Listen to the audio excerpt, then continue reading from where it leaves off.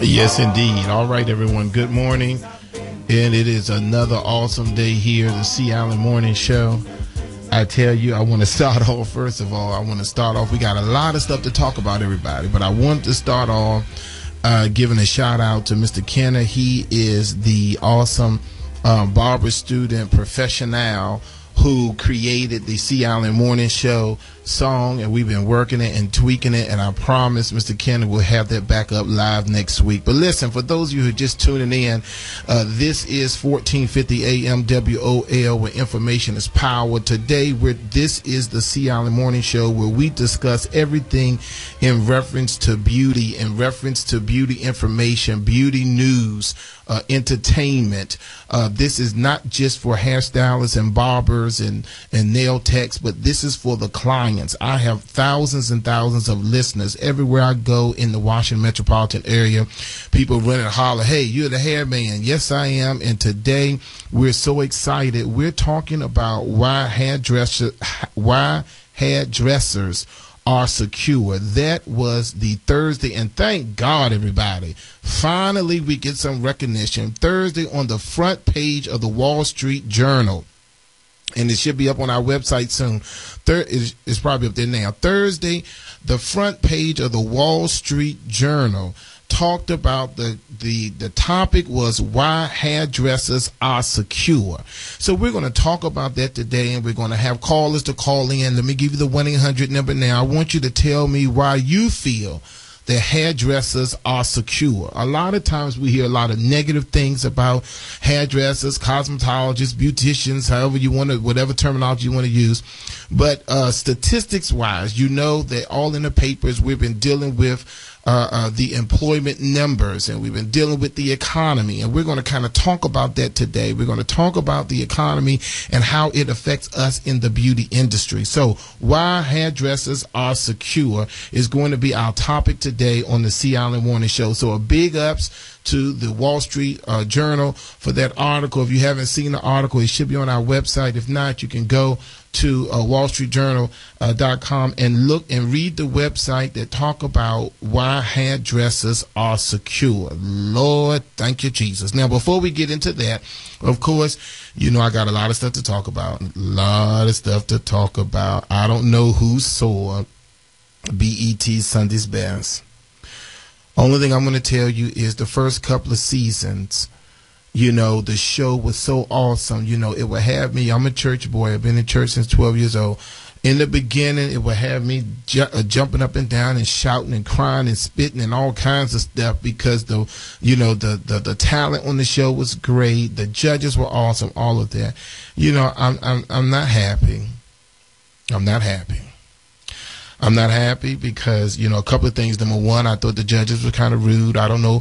I don't know if it's just me, but I just felt that if you're going to stand in line, like at one place, it was in Atlanta, it was 7,000 people, and it could. I'm going to blame it on the editing. Maybe the editing was off because after those people waited for hours to get in, they didn't even get a 30-second. They didn't even get a chance. As soon as they bailed out that first note, if that note wasn't on point, they stopped them immediately. And, you know, one of the things about the American Idol, you know, if you do your research, they tell you that they allow them, you know, to go through a certain amount of time before they stop them. Now, I'm hoping that happened on Sunday's Best, and it was just a situation where they just, you know, kept editing for us due to the time constraints. Because I'm going to tell you three things that we're going to go to Spencer Davis's live, but three things. The first thing was I thought they were rude. I didn't appreciate all that cutting off. Give people an opportunity. Sometimes they start off a little nervous, but give them an opportunity, number one.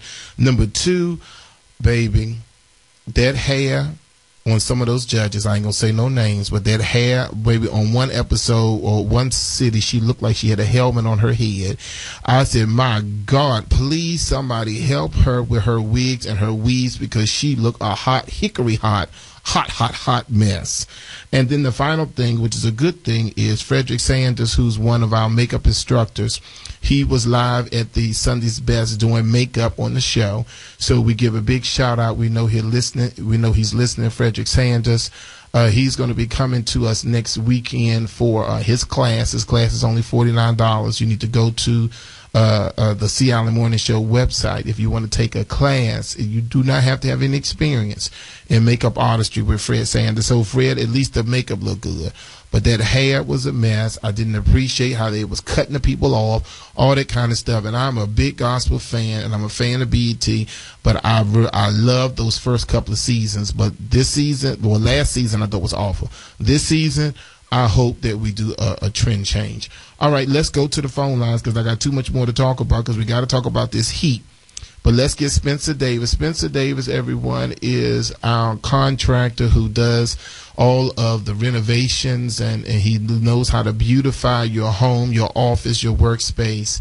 And last time he was on the air, he gave our clients a great special. You all blew his phone up. I said, us folk, we love a deal. We love something for free. We love a special. But anyway, let's talk Spencer Davis. Talk to me this morning. How you doing today, sir? Good morning, Seattle. How you doing? I am doing awesome, Spencer Davis. I'm doing awesome with Black Swan. Talk to us today about how you're going to beautify, or tell us what you're going to beautify today.